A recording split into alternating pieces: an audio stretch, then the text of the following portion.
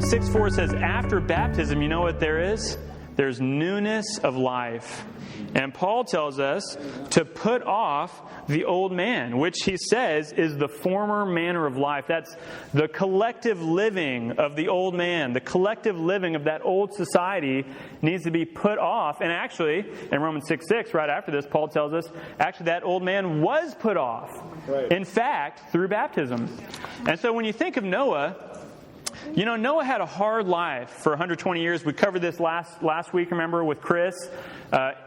Building for 120 years, heralding for 120 years, enduring probably very real criticism because it had never rained.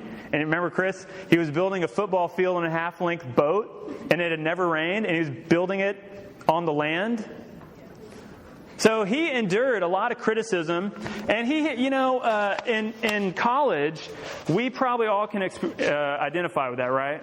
Anybody identify with some criticism for trying to live for Christ? Anybody ever feel like you're being ridiculed for not going to a party?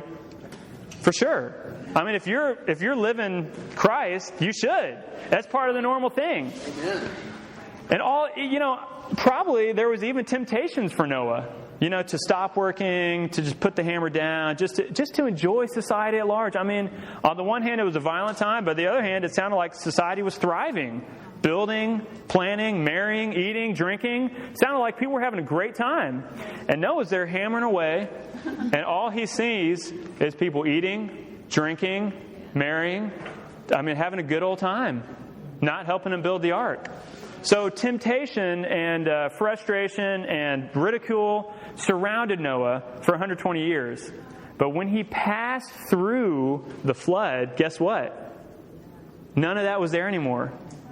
All the obstacles, all the temptation, all the frustration was gone. There was a new society. There was only 8 people who emerged from that situation. And so when we are baptized, we enter into a new society. And although that has happened once for all, Paul tells us every day we have to exercise to put off our old man and put on the new man. What that means is put off your old way of living and identify yourself and put yourself into the church life. Right. So practically, what does that mean?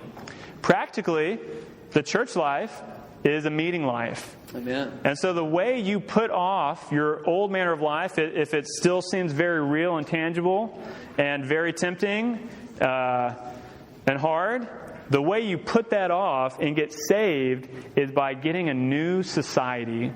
That's as practical as salvation can get. A new society. That's right. And that society gathers. The church gathers.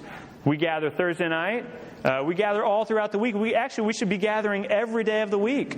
Not in huge gatherings, but small 2s and 3s, and we'll get to that in a second. And I need to hurry. Okay, brought back to God's original intention.